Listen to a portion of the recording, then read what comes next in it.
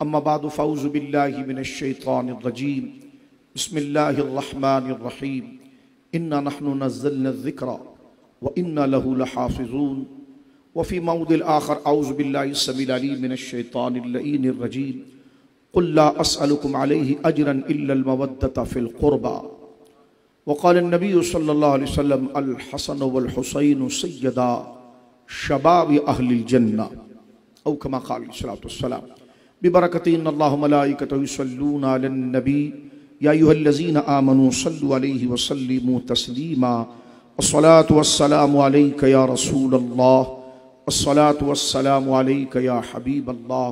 منہ خاموش نہ رہے، یہ وعید ہے اس پر کہ جب سرکار کا نام لیا جائے اور درود نہ پڑھنا، اس پر بڑی شدید سزا ہے اور پڑھنے میں راحت اور برکت ہے۔ خاموشی سے پڑھ لیں لیکن خوشی خوشی پڑھ لیں۔ اللہم صلی علی سیدنا مولانا محمد طب القلوب ودوائها وعافیت الابدان وشفائها ونور الابصار وضیائها وعلى آلہ وصحبہ وبارک وسلم صلاۃ وسلام علیک یا جد الحسن والحسین علیک یا رسول اللہ کلہم من رسول اللہ ملتمس غرفا من البحر اور رشفا من الدیم منزہ شریک فی محاسنہ فجوہر الحسن فیہ غیر منقصب مولایا صلی وسلم دائما سرمدا علی حبیبک خیر الخلق کلہم۔ اللہ کی حمد و ثنا نبی محترم صلی اللہ علیہ وسلم کی بارگاہ مقدسہ میں تمامی اہل ایمان کی جانب سے عقیدت اور احترام سے درود و سلام پیش کرنے کے بعد تمام تعریف اللہ وحدہ لا شریک کے لیے ہے۔ آج میں اور آپ حضرت قبلہ حاجی عثمان خانانی علیہ رحمہ کے گھر پر ہم حاضر ہیں اور ہمیشہ کی طرح قرآن سے محبت، دین سے محبت اس پورے خاندان کا وتیرہ ہے۔ ذالک فضل اللہ یؤتی من یشاء، یہ اللہ رب العالمین کا فضل ہے، اللہ جسے عطا فرمائے۔ ہمارے جتنے افراد اس خاندان سے موجود ہیں اللہ تمام کو صحت و سلامتی عطا فرمائے۔ ہر گھر میں قرآن سے محبت، جناب سید عالم سے محبت، صحابہ سے محبت، اہل بیت سے محبت، اولیاء سے محبت کے عملی مظاہرے ہمیں وقتاً فوقتاً باقاعدہ محفل کی صورت میں، دیگر اور دینی خدمات کی صورت میں نظر آتے ہیں۔ اللہ رب العالمین جل وعلا اس خاندان کے تمام بزرگوں کو سلامت رکھے اور بچوں کو علم نافع دے، اور جتنی مصیبتیں، مشکلیں، مالی، فکری ہیں اللہ رب العالمین اس ذکر خیر کے صدقے تمام کو دور فرمائے اور آسانی اللہ مقدر فرمائے۔ میں مبارکباد دیتا ہوں جناب محترم حافظ دانش صاحب کو اور جناب محترم محمد علی صاحب کو اور جناب محترم محمد آصف صاحب کو اور ان کے خاندان کے جتنے بڑے بزرگ یہاں موجود ہیں، اس سعادت کو پانے میں ایک دفعہ پھر کہ الحمدللہ ایک نہیں 2 ختم قرآن ماشاءاللہ اس گھر میں ہوئے ہیں۔ مجھے ابھی علی بتا رہے تھے کہ ماشاءاللہ اوپر کے فلور پر بھی ایک تراویح کا اہتمام ہوا اور نیچے بھی ہوا، اور الحمدللہ اس کا ختم کل ہوا ہے اور اس کا ختم آج ہوا ہے۔ یہ بہت بڑی سعادت ہے، انتہائی سعادت ہے، اور سعادت کے ساتھ ساتھ اس موجودہ دور میں جو انتشار کا دور ہے، افتراق کا دور ہے، چاروں طرف سے اسلام پر باطل قوت امڈ آئی ہے اور اسلام کے ماننے والوں میں حرص اور لالچ اتنی بڑھ گئی ہے کہ باہر والے تو اسلام کے شرازے اور اس چمن اور اس مبارک باغ کو ادھیڑنے میں لگے ہوئے ہیں معاذ اللہ، لیکن اندر والوں کو بھی نہ اس کی پھول کی قدر ہے نہ انعام کی قدر ہے۔ لیکن اللہ رب العالمین نے اس دین کو قیامت تک باقی رکھنا ہے، اس لیے اس کی سربلندی کے لیے ایسے ہی نیک لوگوں کو چنتا ہے کہ جو اپنے مال کے ذریعے، اپنی طاقت کے ذریعے، اپنے ہمت کے ذریعے اللہ کے دین کی بنیادیں جن چیزوں پر ہے اس کو سلامت رکھتے ہیں اور لوگوں تک اس کا شعور، اس کی قدر، اس کی اہمیت کو بیان کرتے ہیں۔ تو اللہ رب العالمین اتنی بنیادی خدمت پر ان برادران کو اور ان کے تمام گھر والوں کو بے بہا برکت عطا فرمائے۔ کیونکہ دیکھیے وقت اتنا نہیں ہے کہ طوالت سے ہم کوئی بات کریں، چند منٹ کی بات کرتے ہیں حصول برکت کے لیے۔ قرآن کریم ہی اس اسلام کی بنیاد ہے۔ پچھلی امتیں اس لیے ختم ہو گئی کہ ان کی کتابیں باقی نہیں رہی، اور یہ اسلام انشاءاللہ العزیز قیامت تک باقی رہنے کی سب سے بڑی وجہ یہ ہے کہ قرآن کریم باقی ہے۔ اس میں ایک بڑی محبت والی اور بڑی علمی بات میں آپ تک پہنچانا چاہتا ہوں کہ دیکھیے ساری کائنات کو اللہ نے بنایا، لیکن اللہ رب العالمین جل وعلا نے اس کی حفاظت کے لیے کچھ چیزیں بندوں کے سپرد کی ہیں۔ جس طرح کہ اللہ کی تخلیق کے بھی دو حصے ہیں. ایک وہ ہے کہ جس میں میرے اور آپ سے کچھ کام لیا جاتا ہے, ایک وہ ہے میرے اور آپ سے کوئی کام نہیں لیا جاتا. مثلا دیکھیں یہ آسمان جو بنا ہے اس میں مجھے اور آپ کو تو نہیں بلایا گیا. یہ جو پہاڑ بنا ہے اس کو قائم رکھنے کے لیے مجھے اور آپ کو تو نہیں بلایا گیا. تو یہ تخلیق کا تکوینی حصہ کہتے ہیں علمی طور پر, کہ یہ اللہ نے اپنے ذمہ کرم پر لیا, اور اس تخلیق کے اندر جو ہے کسی انسان کا دخل نہیں. لیکن ایک اس طرح ہے کہ جیسے آم کی گٹلی آپ دیکھ لیں, آسان سی مثال دیتا ہوں, اس میں 20 سال 15 سال کا پھل موجود ہے, یہ اللہ نے رکھا ہے. لیکن اس کو ترقی دینے کے لیے, ارتقاء دینے کے لیے, اپنی منزل تک اس پھل اور ثمربار پھلدار درخت بننے کے لیے اللہ رب العالمین اسے کسی فارمر کے حوالے کرتا ہے. وہ فارمر پھر جو ہے وہ کسان جو ہے کسی اچھی زمین کا انتخاب کرتا ہے, وہ زمین میں اس بیج کو ڈالتا ہے, پھر اس پر پانی ڈالتا ہے, پھر اس کی حفاظت کرتا ہے, یہاں تک کہ بیج جو ہے وہ سورج کی تمازت اور گرمی سے پھٹ جاتی ہے, پھر اس سے ایک ننھی سی کومل نکلتی ہے, پھر وہ تھوڑا سے تناور درخت بنتا ہے, یہاں تک کہ وہ پھل آنا شروع ہو جاتا ہے. تو ایک تخلیق کا ایک طریقہ یہ ہے جس کو کہتے ہیں تشریعی, یعنی ایسا طریقہ جس کو کاز اینڈ فیکٹ اللہ رب العالمین نے سبب کے ساتھ جوڑا ہے. یعنی اس میں تاثیر اللہ کی ہے, لیکن اس کو ظاہر کرنے کے لیے اللہ رب العالمین نے کاز اور اسباب رکھے ہیں. لیکن ایک تخلیق ایسی ہے کہ جس میں کوئی کاز نہیں ہے, وہ براہ راست اللہ رب العالمین جل والا کی اختیار تکوینی سے ہوتا ہے. جیسے آسمان کا بننا یا پہاڑوں کا بننا, اس کو بنانے میں کوئی کاز اور سبب نہیں تھا کہ ہم کوئی سیڑھی لے کر گئے ہوں یا ہم نے کوئی مٹی اکٹھا کی ہو.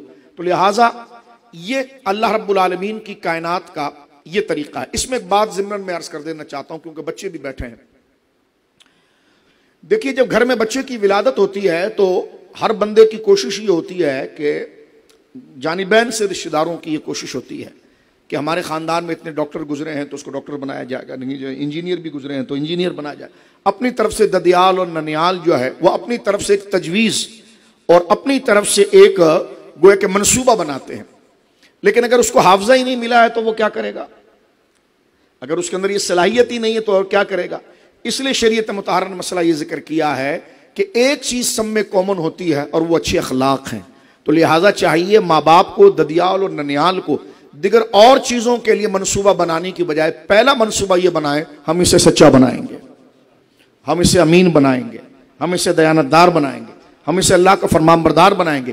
کیونکہ یہ صلاحیت انسان کے اندر, وہ مسلم ہو یا غیر مسلم ہو, تمام کے اندر وہ صلاحیت منتشر موجود ہوتی ہے. جیسے ایک گٹلی کی مثال دی ہے, وہ چاہے کوئی ہندو اٹھا کر لے جائے چاہے تو مسلمان اٹھا کر لے جائے, وہ ساری صلاحیتیں اس کے اندر موجود ہے. اب جو اس پر محنت کرے گا وہ چیز وہ پا لے گا. اس سے تھوڑا آگے چل کر ایک سبق عام گفتگو سے ہٹ کر ہم سمجھنا چاہتے ہیں. قرآن کریم فرقان حمید, اللہ رب العالمین نے اس کی حفاظت کی ضمانت اپنے لے لی ہے. ہم علماء کی کتابوں کو پڑھتے ہیں تو یہ بات بڑی علمی ہمیں پتہ چلتی ہے. اس کائنات میں دو چیزیں ایسی ہیں, دو ذات ایسی ہیں جن کی حفاظت اللہ براہ راست خود اپنے ذمے لیتا ہے. باقی ہر حفاظت کو اپنے بندوں کے لیے چھوڑتا ہے کہ تمہیں اگر اس کی حفاظت کی تو اجر ملے گا, اور اس کی حفاظت نہیں ملی تو جو سزا ملے گی. اور وہ دو کیا ہیں؟ ایک قرآن مجید, ایک ذات مصطفیٰ صلی اللہ علیہ وسلم. قرآن کریم کا اگر آپ مطالعہ کریں تو جہاں قرآن کی حفاظت کی بات ہے, تھوڑی دیر میں ہم چند باتیں سیکھتے ہیں. اِنَّا نَحْنُ نَزَّلْنَا الذِّكْرَ وَإِنَّا لَهُ لَحَافِظُونَ, اس کو تھوڑا تھوڑا کر کے ہم اتار رہے ہیں اور اس کی حفاظت ہم کریں گے. تو اس کی حفاظت اللہ رب العالمین جل وعلا نے اپنے ذمہ لی ہے ایک, اور دوسری جو ہے وہ حضور علیہ الصلوۃ والسلام کی ذات گرامی. ابتدائی اسلام کے اندر حضور علیہ الصلوۃ والسلام کفار و مشرکین کے حملے کے تحفظ کے لیے اپنے ساتھ باڈی گارڈ رکھتے تھے. اور پھر اس کے بعد جب حضور نے ہجرت کی تو وہ باڈی گارڈ صحابہ کرام, جس کے خاص چیف جو ہے وہ حضرت سیدنا علی ہوتے تھے جو تمام پروٹوکول کو دیکھتے تھے, اور دیگر صحابہ کرام. سورہ المائدہ کی آیت نازل ہوئی واللہ یعصمک من الناس, کہ حبیب مکرم صلی اللہ علیہ وسلم لوگوں کی شر سے اللہ نے آپ کو تحفظ دینے کے لیے آپ کی جان کا ذمہ خود لے لیا ہے. یہ آیت جب اتری تو رات کا وقت تھا, حضور علیہ الصلوۃ والسلام اپنے خیمے کے اندر تھے اور حضور نے اپنا مبارک سر باہر نکالا تو صحابہ کرام تلوار اور لاٹھی اور جو اسلحے ہوتے تھے وہ لے کر کھڑے تھے. سب سے کہا کہ سب اپنے گھر چلے جاؤ, اللہ رب العالمین نے میری جان کو اپنے تحفظ میں لے لیا. تو یہ دو آیتیں وہ سورہ المائدہ کے اندر ہے. تو یہ دو چیزیں, باقی اس کے علاوہ چاہے خانہ کعبہ ہو, مسجد ہو یا مدرسے ہوں یا کوئی بھی ہو, اس کی ذمہ داری اللہ رب العالمین نے بندوں کو دی ہے. کہ تم اس کی حفاظت کرو گے تو اجر پاؤ گے، اور اتنی بنیادی چیز، اتنی مبارک چیز کی اگر تم نے حفاظت نہیں کی تو تمہیں قبر و حشر میں اس کا جواب دینا پڑے گا۔ جیسے بابری مسجد دیکھیے، ہے اللہ کا گھر لیکن بندوں کی حفاظت تھی، لیکن جب بندوں نے حفاظت نہیں کی، نمازیں چھوڑ دی، یا جناب سیاسی طور پر نظام کلپس کر گیا، ادھر سے ہندوؤں کی حکومت آئی، انہوں نے توڑ دیا۔ بخاری شریف کے اندر حدیث موجود ہے کہ خانہ کعبہ قیامت کے اندر، قیامت کی نشانیوں میں سے یہ ہے کہ کتاب الحج کے اندر ہے کہ کالا حبشی خانہ کعبہ کے اندر گھسے گا اور وہ ہتھوڑوں سے خانہ کعبہ کو توڑے گا۔ تو گویا کہ یہ بھی ایک، یعنی اتنا یہ کیوں ہوگا، اس میں یہ تو ہم نے اس پر تعجب کیا اور تعجب کرنا چاہیے، یہ ہماری سستی اور کاہلی اور لالچ اور دنیا داری کی وجہ سے ہوگا، کیونکہ ظاہر سی بات ہے کہ ساری لوگ اس قدر دنیا دار ہو جائیں گے کہ ان کے نزدیک حق بولنا بھی ہوگا کہ یار لوگ میرے خلاف نہ ہو جائے، میرا کچھ کام رک جائے گا، میرے معاملات رک جائیں گے۔ اس کو دین میں کہتے ہیں مداہنت۔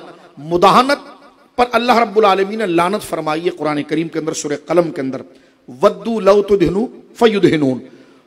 تو یہ مداہنت کا معنی یہ ہے کہ بندہ اپنی عزت کو بچانے کے لیے حق بات نہ کرے، دین کے خلاف کام ہو رہا ہو، شریعت کے خلاف کام ہو رہا ہو، اخلاق کے خلاف کام ہو رہا ہو، معاشرت کے، سماج کی سچائی کے خلاف کام ہو رہا ہو، لیکن بندہ کہہ کہ نہیں اس سے میرا ایک تعلق ہے، وہ اپنی عزت، اپنی تعظیم، اپنے مرتبے کے لیے بولنے کے باوجود، روکنے کے باوجود وہ اس کو نہ روکے تو اس کو کہتے ہیں مداہن۔ اور مداہن پر اللہ رب العالمین لعنت فرماتا ہے کہ جو اللہ کے دین کو تو گرنے دے اور اللہ کے نظام کی بربادی تو اپنے آنکھوں کے سامنے دیکھے، لیکن وہ اس پر کچھ جملہ نہ بولے۔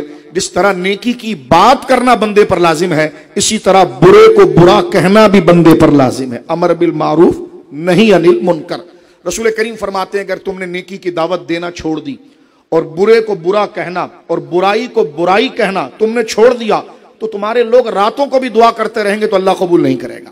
تو میں اور آپ کیونکہ دعا کے لیے بیٹھے ہیں تو دعا کی قبولیت کا سب سے بڑا مقصد یہ کہ غلط کو غلط سمجھا جائے، اچھے کو اچھا سمجھا جائے۔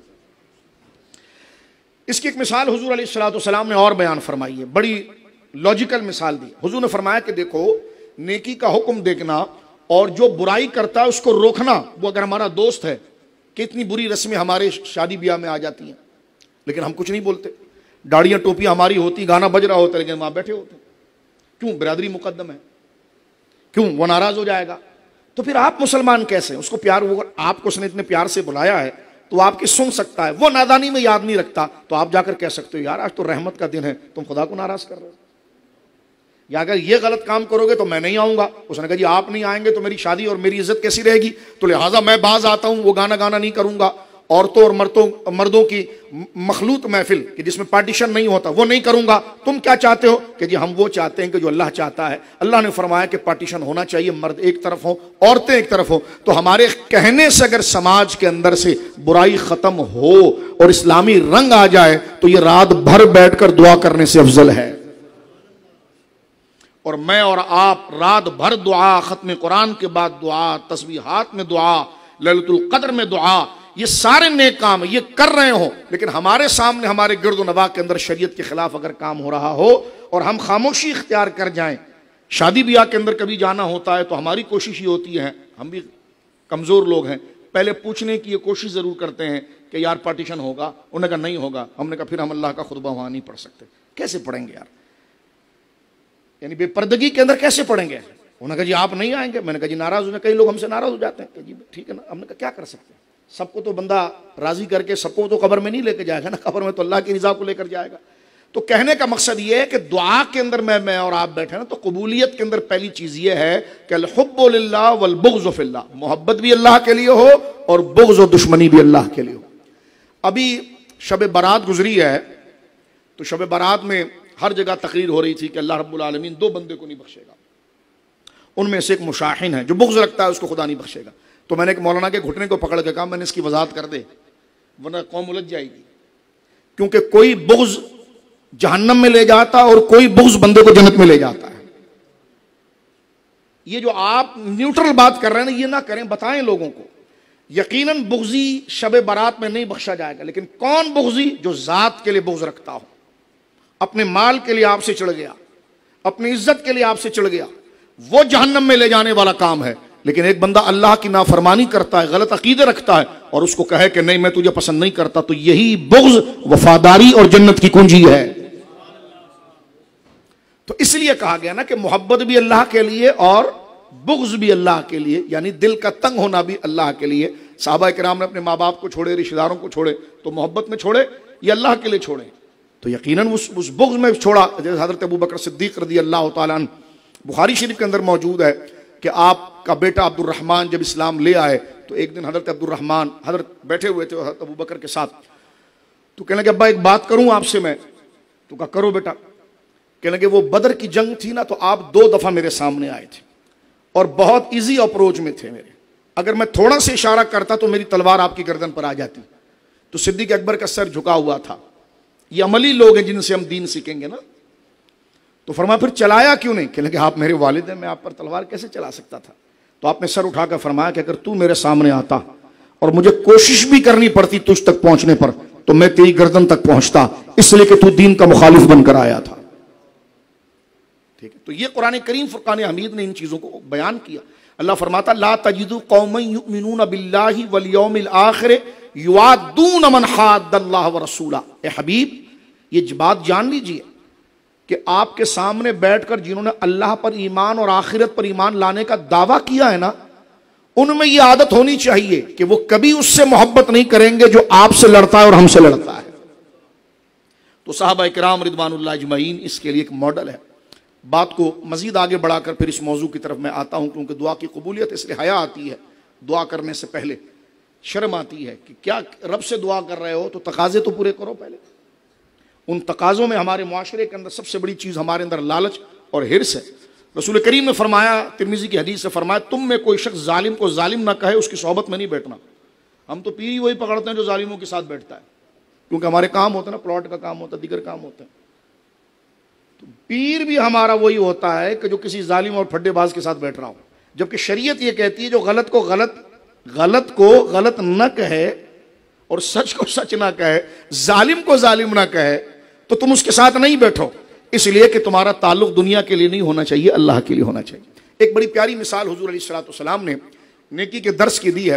فرمایا ایک کشتی جا رہی ہو، ایک شپ، ایک بورڈ بہت بڑی سمندر میں چل رہی ہے، اور اس میں فلور پر کچھ لوگ رہ رہے ہیں اور اس کے اوپر ایک فلور اوپر ہے، وہاں پر رہ رہے ہیں۔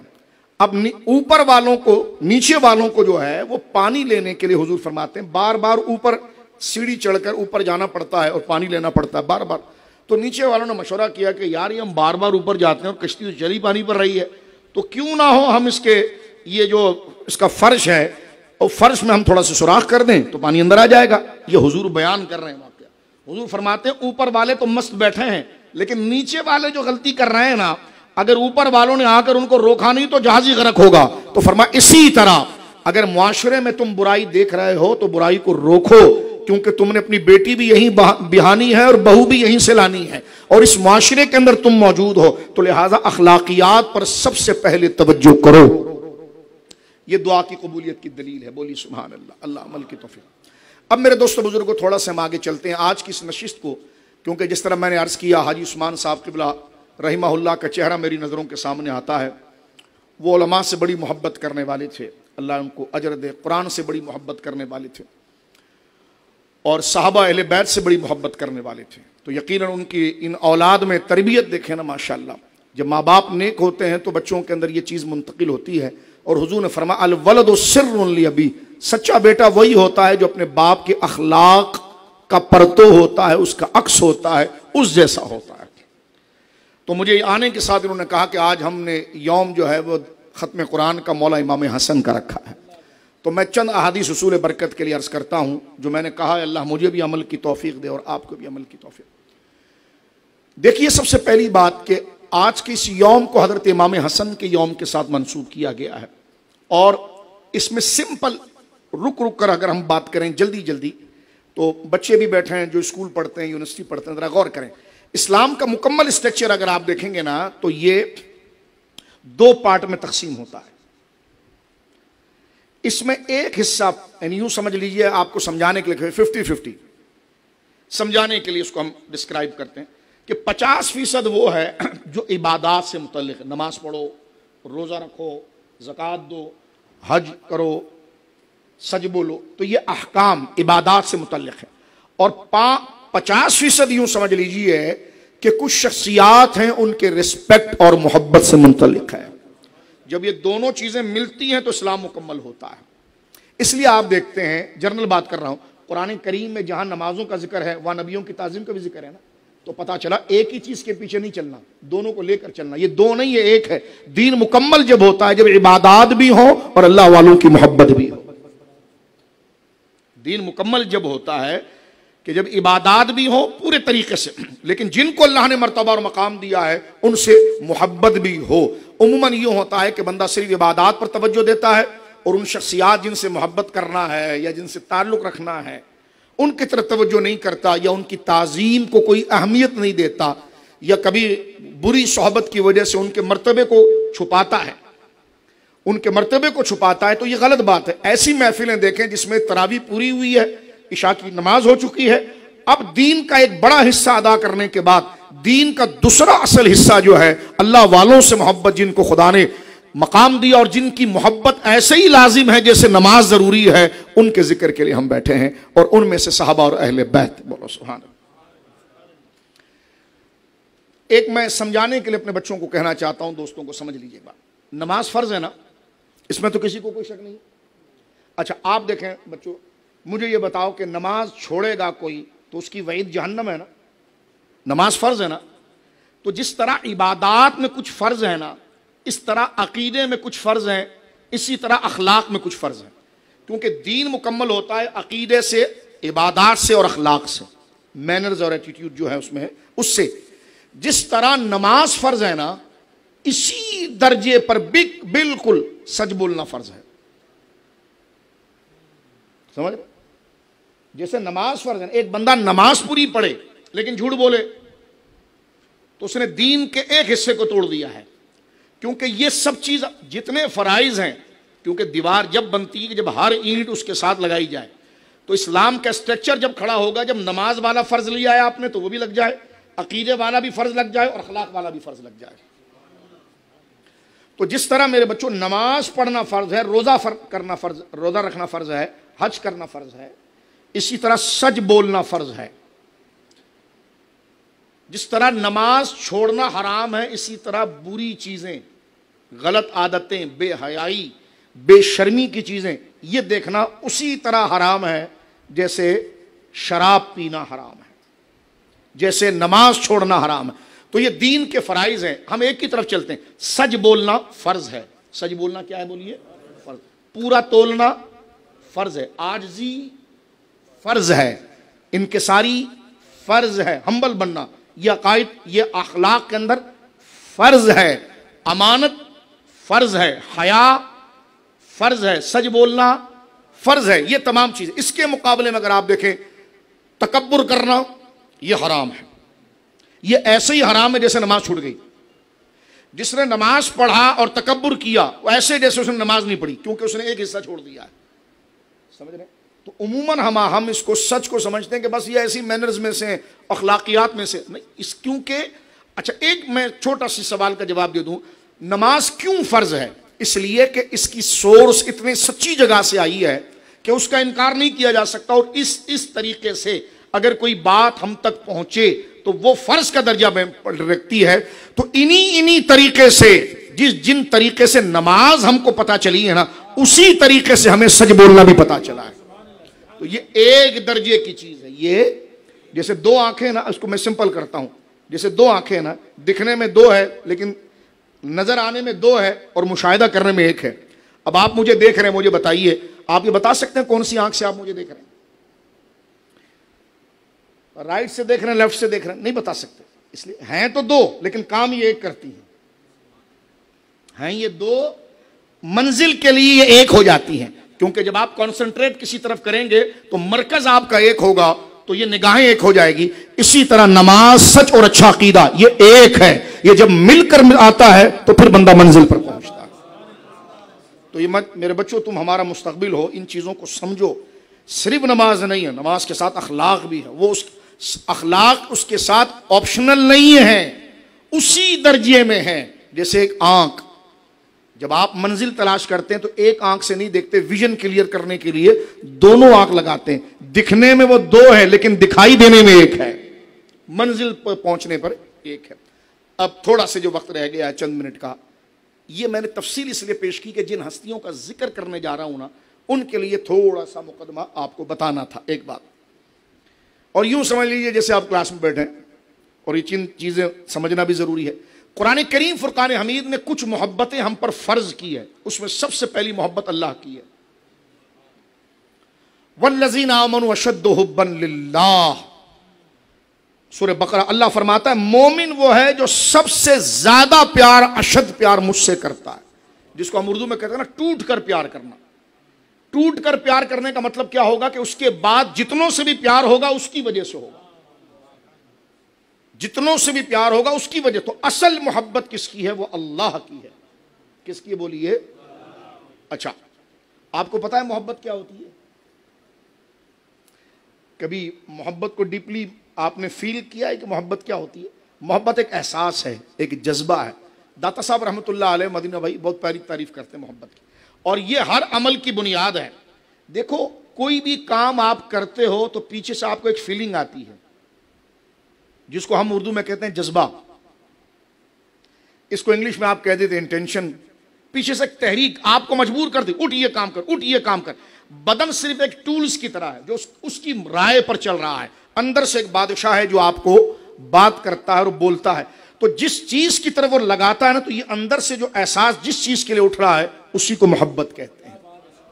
اور جب بندے کو محبت ہو جاتی ہے نا, کیونکہ اہل بیت کی محبت کے لیے ایک ہی بات کریں گے ہم, لیکن پہلے محبت کو سمجھیں تو صحیح, بوڑھے ہو گئے ہم آج تک. محبت یہ ہے کیا؟ داتا صاحب رحمۃ اللہ علیہ محبت کی تعریف کرتے ہیں, المحبہ, فرماتے محو المحب صفاتہ للمحبوب بصفاتہ. کیا فرماتے ہیں؟ فرماتے ہیں کہ اگر مجھے آپ سے محبت ہو گئی ہے نا, تو مجھے کیسے پتا چلے گا کہ مجھے محبت ہو گئی آپ سے؟ میرے جتنے کمالات ہیں, میری جتنی صلاحیتیں ہیں, جتنی میرے اندر اچھائیاں ہیں, مال ہے میرے پاس, حسن ہے, جمال ہے, طاقت ہے, یہ جتنی میری کوالٹی ہے ان تمام کو میں لگا کر آپ کو لینا چاہوں گا.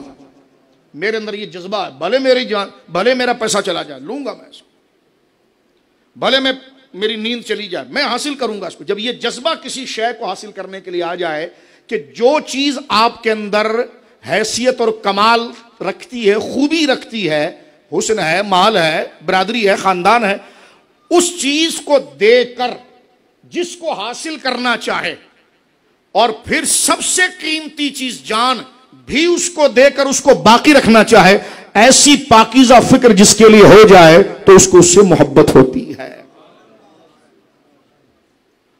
داتا صاحب کہتے ہیں محبت جو ہے نا وہ حب سے بنا ہے. حب کہتے ہیں بیج کو, حبتن عربی میں کس کو کہتے ہیں؟ بیج کو, سیڈ. بیج کو دیکھیں زمین میں رکھ دیا جاتا ہے, بارش اس پر آتی ہے, گرمی اس پر آتی ہے, طوفان اس پر آتا ہے, وہ برداشت کرتا رہے. ایک وقت آتا ہے جب وہ پھٹتا ہے, جب پھٹتا ہے تو وہ درخت بن جاتا ہے. تو لہٰذا یہاں پر بتایا گیا کہ محبت جب کسی سے ہو جائے نا, تو محبوب کی طرف سے آنے والی پریشانیاں وہ سہتا ہے, مشکلیں وہ سہتا ہے. پھر ایک مقام آتا ہے کہ پھر اس سے وہ چیز ظاہر ہو جاتی ہے, پھر وہ بغداد میں بھی ہو تو یہاں تک لوگ اس کے پھل بھی کھاتے ہیں اور اس کے سائے میں بھی رہتے ہیں.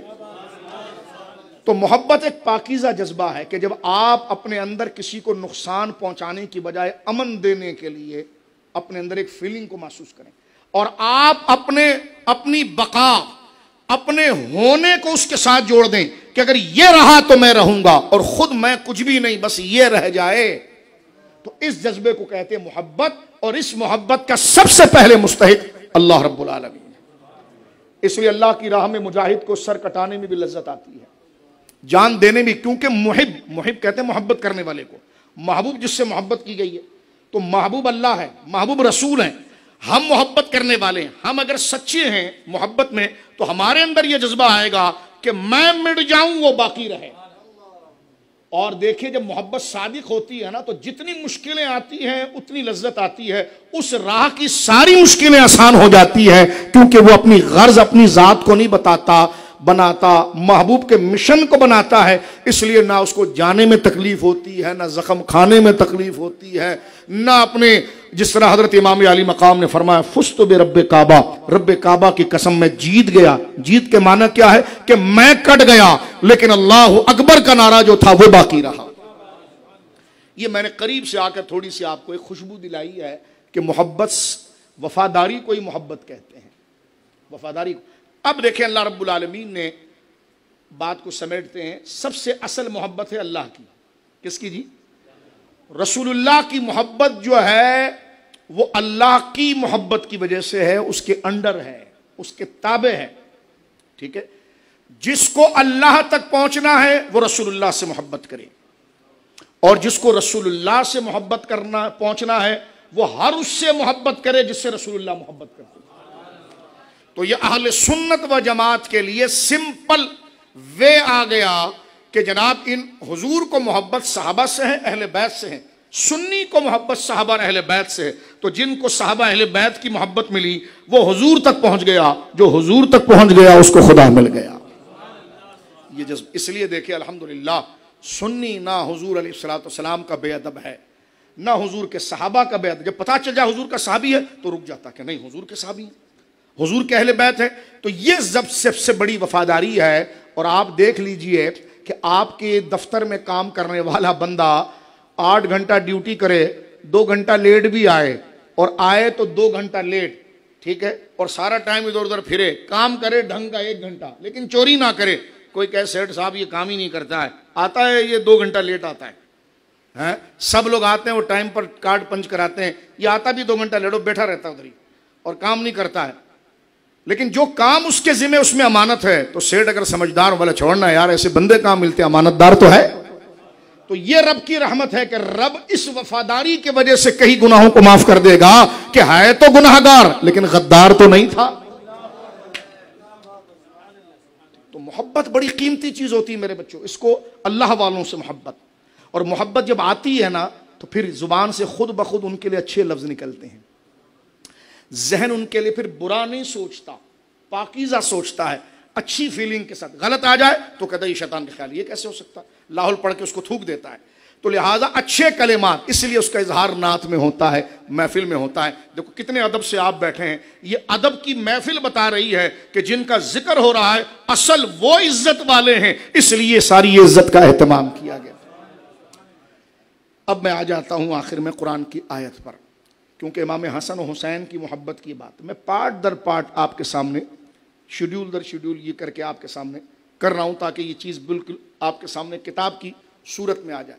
قرآن کریم نے اہل بیت کے بارے میں فرمایا کہ قل لا اسألکم علیہ اجرا الا المودۃ فی القربى، اے نبی محترم آپ کہہ دو لا اسألکم علیہ اجرا۔ صحابہ کرام حضور کے پاس آئے کہ دیکھا کہ حضور علیہ الصلوۃ والسلام کا نہ کوئی کاروبار ہے، نہ سرکار علیہ الصلوۃ والسلام کی کوئی دکان ہے، نہ سرکار علیہ الصلوۃ والسلام کہیں کاروبار کرتے ہیں، لیکن جو آتا ہے حضور علیہ الصلوۃ والسلام اس کو نوازتے ہیں۔ اگر بظاہر کچھ نہ ہو تو حضور یہ فرماتا اچھا جا تجھے کیا چاہیے، کپڑے چاہیے، جا دکان والے کو میرا نام لے دے میں بعد میں اس کو دے دوں گا۔ یعنی سرکار میں نہ لائے نہ حاجت اگر کی، حضور منع کسی کو نہیں کرتا۔ سخاوت تو حضور کے رمضان شریف کے اندر ٹھنڈی ہواؤں کی طرح۔ حضرت انس کہتے ہیں ایک بندہ حضور کے پاس آیا صلی اللہ علیہ وسلم، اور اس ٹائم پر سب سے زیادہ قیمتی چیز کیا تھی؟ بکریاں، اونٹ، اس کا ہی کاروبار۔ جیسے آج کل آپ بہترین کاروں کا کاروبار ہوتا ہے، یہ جیب ہے، یہ فلاں کمپنی کی، اس کی اتنی قیمت ہے۔ اس وقت قیمتی اونٹ سواری کے لیے، ٹریولنگ کے لیے کیا ہوتے تھے؟ اونٹ ہوتے تھے۔ دودھ کے لیے جناب جو ہے وہ بکریاں ہیں، مویشیاں یہ ہوتی۔ تو سرکار کریم صلی اللہ علیہ وسلم کے پاس مال اتنا تھا کہ ایک پہاڑ سے لے کر دوسرے پہاڑ تک بکریاں ہی بکریاں تھیں کہ جس کو گن نہ سکے۔ ایک بندہ آیا اور وہ مسلمان نہیں تھا، اور اس نے کہا کہ یہ سب مجھے دے دینا۔ حضور نے فرمایا لے لو۔ تو دیوانہ ہو گیا۔ اس نے کلمہ پڑھا اور جا کر اپنے گھر والوں کو کہا کہ محمد ایسے سخی ہیں کہ دیتے ہیں اور ان کو غربت کا ڈر ہی نہیں ہوتا صلی اللہ علیہ وسلم۔ تو یہ نبی پاک صلی اللہ علیہ وسلم کی سخاوت ہے، مانگنا ہے۔ سرکار کے پاس ایک دفعہ علیہ الصلوۃ والسلام، مسلم امام احمد کی حدیث ہے، ایک واقعہ یہ بھی سن لو۔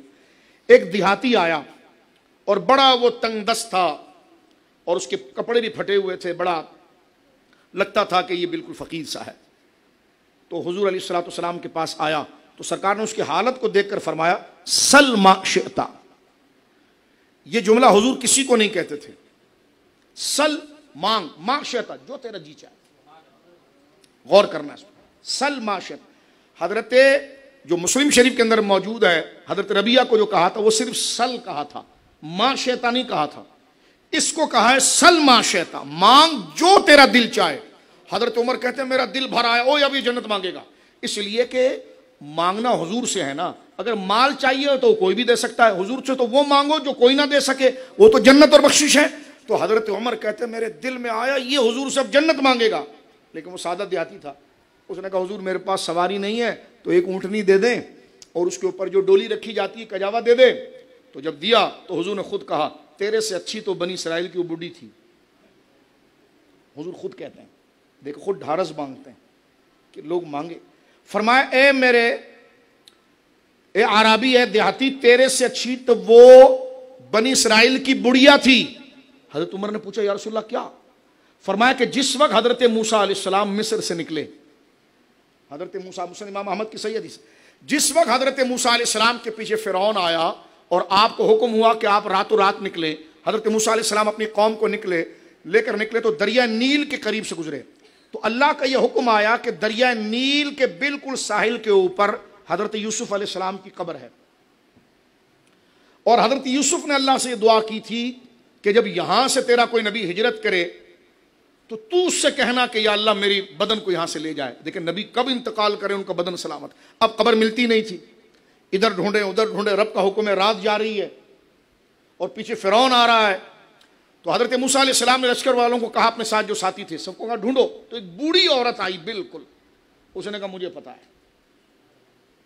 حضرت موسیٰ نے کہا اس سے اچھی بات کیا ہوگی؟ کہا بتاؤ. کیسی بتا دوں؟ سامنے موسیٰ کلیم اللہ دینے والا. تو فرمایا تو کیا چاہتی ہے پھر؟ انہوں نے مانگا بھی بڑا زبردست. انہوں نے کہا میں یہ چاہتی ہوں کہ میری جوانی واپس آ جائے، میری جوانی واپس آ جائے. حضرت موسیٰ علیہ السلام نے رب کی بارگاہ میں عرض کی تو حدیث کے الفاظ اعلیٰ حضرت نقل کیے. نسبت اللہ نے حضرت موسیٰ کی طرف کی، کہا تو کہہ موسیٰ کہ میں نے دیا. حضرت موسیٰ علیہ السلام نے وضو فرمایا، وضو فرما کر جب پانی اس کے منہ پر مارا تو وہ 90 سال سے اوپر کی بوڑھی تھی اور اس کی عمر 16 سے 17 سال کے قریب ہو گئی. یہ مسند امام احمد کی صحیح حدیث ہے. جناب رسول کریم یہ واقعہ خود سنا رہے ہیں اس دیہاتی کو کہ تیرے سے مانگنا تھا، وہ تو موسیٰ کلیم تھے، میں محمد رسول اللہ ہوں. وہ بوڑھی عورت نے موسیٰ کلیم سے کیا مانگ لیا اور تو اللہ کے حبیب سے اونٹ مانگ رہا ہے. تو حضرت موسیٰ علیہ السلام کے لے گئی اور ان کو بتایا کہ یہ وہ جگہ ہے جہاں پر حضرت یوسف کی قبر ہے. قبر کھودا گیا، ان کا تابوت نکلا. تابوت لے کر علماء نے لکھا کہ اس عورت کی پھر آگے کی عمر بھی، اس میں ایک دعا انہوں نے اور کی تھی، کہا میری جوانی واپس آئے اور آپ نے ہاتھ پکڑ کے مجھے جنت میں بھی لے جانا ہے. یعنی دنیا بھی مانگ لی، آخرت بھی مانگ لی. دنیا بھی مانگ لی. دیکھیں سمجھدار دیکھو، مانگنے والا ہونا چاہیے، بس وہ دینے والے ہیں. لیکن مانگنے والا جب محفلوں میں بیٹھے گا تو اس کو پتا چلے گا کہ مانگنا کیا تھا، مانگنا کیا تھا. تو حضرت موسیٰ علیہ السلام نے کہا کہ اللہ رب العالمین نے قبول فرما لیا ہے. اس کی عمر اتنی لمبی ہوئی کہ علماء نے یہ تک لکھا ہے کہ اس کو سلیمان علیہ السلام کا دور ملا اور اس کا نکاح سلیمان علیہ السلام سے بھی ہوا. توجہ ہے آپ کی، سلیمان علیہ السلام سے بھی ہوا. تو حضور سید عالم صلی اللہ علیہ وسلم کا کاروبار تو کوئی نہیں تھا نا، کاروبار حضور سید عالم کا کوئی نہیں تھا. تو صحابہ کرام دیکھتے تھے کہ حضور علیہ الصلوۃ والسلام نے دعا کی تو مدینے میں ایک دفعہ جو پھل ہوتا تھا وہ سال میں 2 دفعہ ہونے لگا سرکار کے آنے کی برکت سے. جیسے آپ چھوٹے بچے بیٹھے ہیں نا، اسی طرح حضور علیہ الصلوۃ والسلام کے دائیں بائیں چھوٹے چھوٹے بچے بیٹھتے تھے. اور جب ہر صحابی اپنے باغ کا پھل لاتا اور حضور کو دیتا تو بلا تشبیہ ہمارا بدن تو اس لائق نہیں ہے، صرف ایک نقل آپ کو کر کے بتاتا ہوں. سرکار دو عالم صلی اللہ علیہ وسلم پھل لے کر اپنی آنکھوں پر رکھتے تھے اور آسمان کی طرف سے اٹھاتے اور دعا کرتے. اس کے قریب میں جو بچہ بیٹھا ہوتا نا تو اس کو اٹھا کے وہ پھل دے دیتے تھے، وہ لے جائے. یعنی حضور کے آنے کی برکت سے وہ علاقہ یثرب تھا. یثرب کا معنی ہے بیماریوں کا گھر، لیکن جب حضور نے قدم رکھ دیا تو وہ طابہ طیبہ منورہ ہو گیا. اب اس کو یثرب کہنا حرام ہے. حدیث پاک میں آتا ہے کہ اب اگر کوئی اس کو یثرب کہے تو اس کو کئی دفعہ کہنا پڑے گا مدینہ مدینہ، طابہ طابہ، مدینہ مدینہ. بولیے سبحان اللہ. تو صحابہ کرام نے جب دیکھا کہ حضور سید عالم کا کوئی کام نہیں ہے اور حضور کے پاس لوگ مانگنے آتے ہیں تو سرکار مسجد سے نکلے تو سامنے دیکھا کہ جناب گندم ہے، کھجور ہے، بوریاں لگی ہوئی، گودام بن گیا. سرکار نے فرمایا یہ کون لایا؟ تو صحابی آگے کھڑے ہیں، کہنے لگے حضور جب ہمارے گھروں میں چراغ روشن ہو گئے آپ کے آنے سے اور دلوں میں ایمان کے چراغ روشن ہو گئے یا رسول اللہ صلی اللہ علیہ وسلم، تو پھر آپ کے گھر میں ہم دیکھتے ہیں کہ ام المومنین سیدہ عائشہ فرماتی ہے کہ تین دن تک اہل بیت کے گھر میں چولہا نہیں جلتا، اور سرکار نے یہ خود اختیار کی کہ فرمایا کہ مجھے اچھا یہ لگتا ہے کہ ایک وقت کا کھاؤں تو ایک وقت کا نہ کھاؤں، کیونکہ آخرت کی عیش ہے، دنیا کی عیش نہیں۔ یہ حضور کی تمنا تھی۔ تو کہا یا رسول اللہ، یہ آپ کی خدمت میں ہم لے کر آئے ہیں، آپ کی برکت سے ہمیں اللہ ملا، آپ کی نسبت سے رحمان ملا، آپ کی نسبت سے قرآن ملا، سب آپ کی نسبت سے ملا، تو یا رسول اللہ ہمارے بچے پیٹ بھر کے کھائیں اور آپ کا گھر خالی رہے۔ تو یہ آیت اتر گئی کہ حبیب ان سے کہو کہ اگر تم مجھے یہ ساری چیزیں ریوارڈ میں، عوض میں، بدلے میں، ریٹرن میں دے رہے ہو کہ میں نے تمہیں اللہ سے جوڑا، تو لا اسألکم علیہ اجرا، میں تم سے اس پر کوئی بینیفٹ اور ریوارڈ اور ریٹرن نہیں مانگ رہا، اگر کچھ دینا چاہتے ہو نا، الا المودۃ فی القربى، تو میری اولاد سے محبت کرنا۔ یہ آیت کیا بتا رہی ہے؟ الا المودۃ، میری اولاد سے محبت کرنا، یہ لازم کیا۔ اور یہاں جملہ سنیے، یہ نہیں کہا الا المودۃ بالقربى، فرمایا فی القربى، عربی زبان سے کیا فرمایا؟ فی القربى۔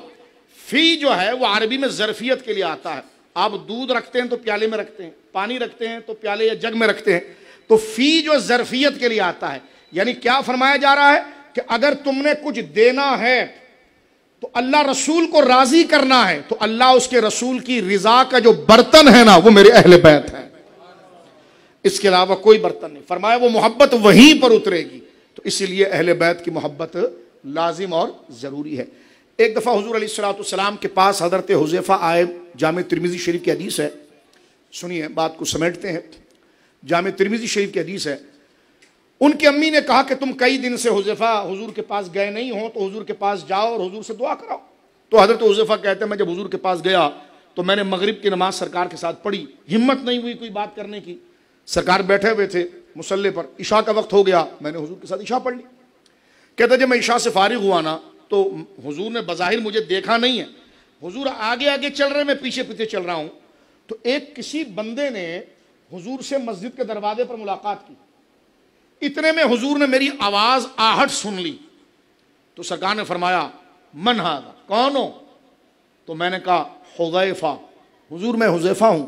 سرکار نے فرمایا غفر اللہ لک ولی امک، اللہ تجھے بھی بخشے اور تیری ماں کو بھی بخشے، جو تمنا وہ لے کر آئے تھے نا، فرمایا اللہ تجھے بھی بخشے اور تیری ماں کو بھی بخشے۔ اور فرمایا حذیفہ، جامع ترمذی، فرمایا یہ جو تو دیکھ رہا ہے نا، جو میرے ساتھ کھڑا ہے، فرمایا یہ بندہ نہیں، یہ فرشتہ ہے۔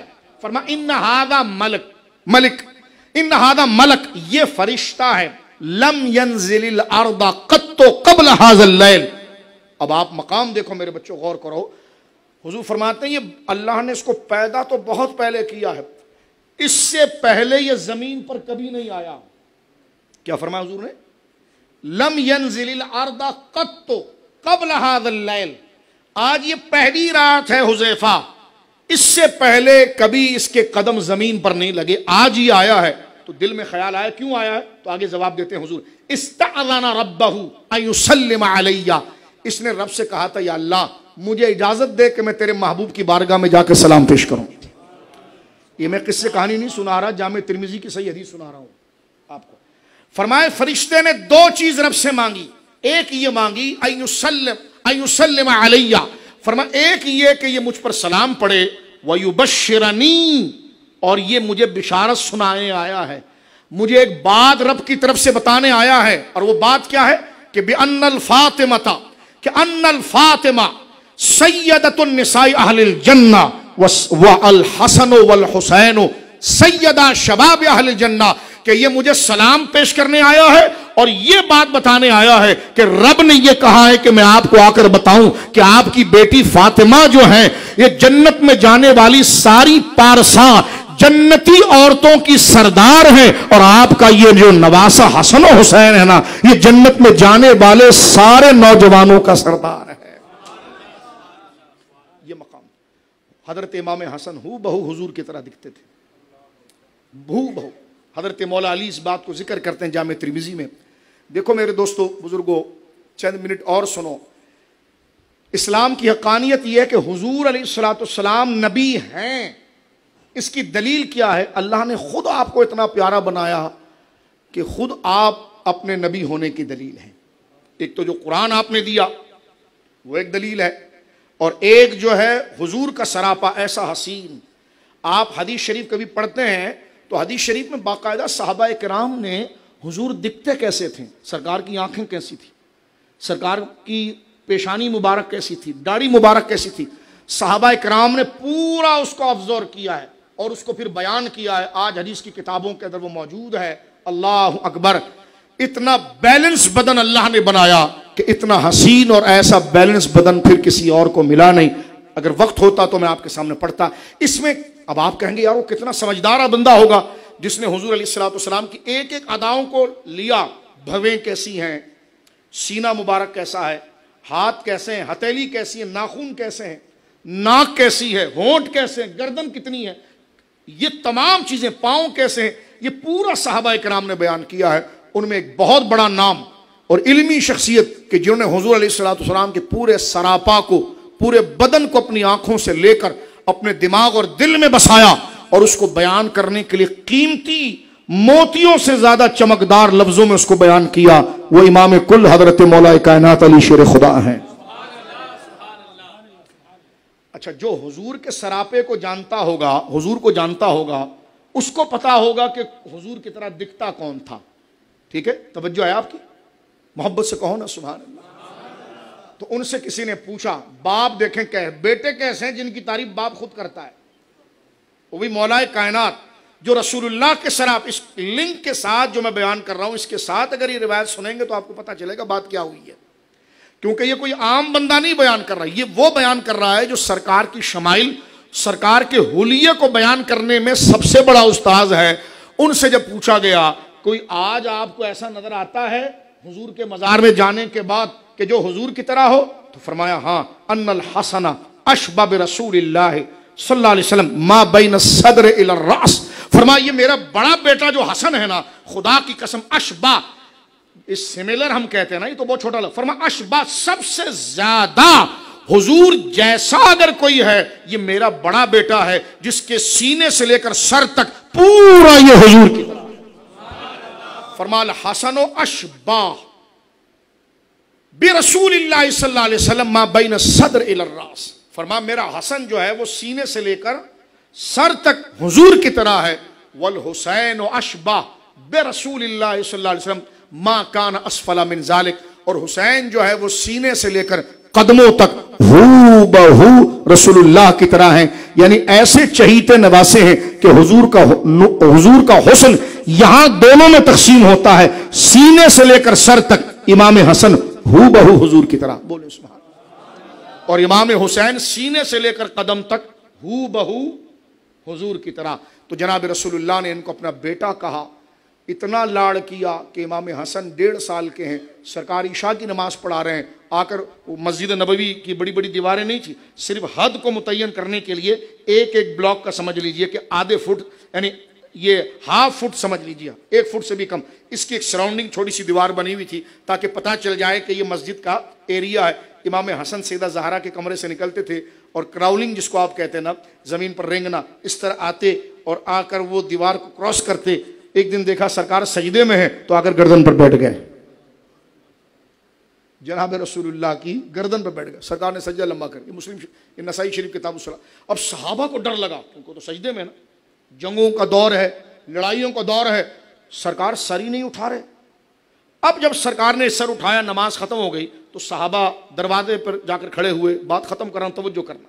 دروازے پر کھڑے ہوئے اور ان کے چہروں پر بے چینی تھی. تو سرکار نے سب کو بلایا کہ کیا ہوں پریشان ہو؟ کہنے لگے حضور آج تو ہم پریشان ہو گئے کیونکہ جنگوں کا دور ہے، دشمن چاروں طرف ہے. تو کہا ہوا کیا؟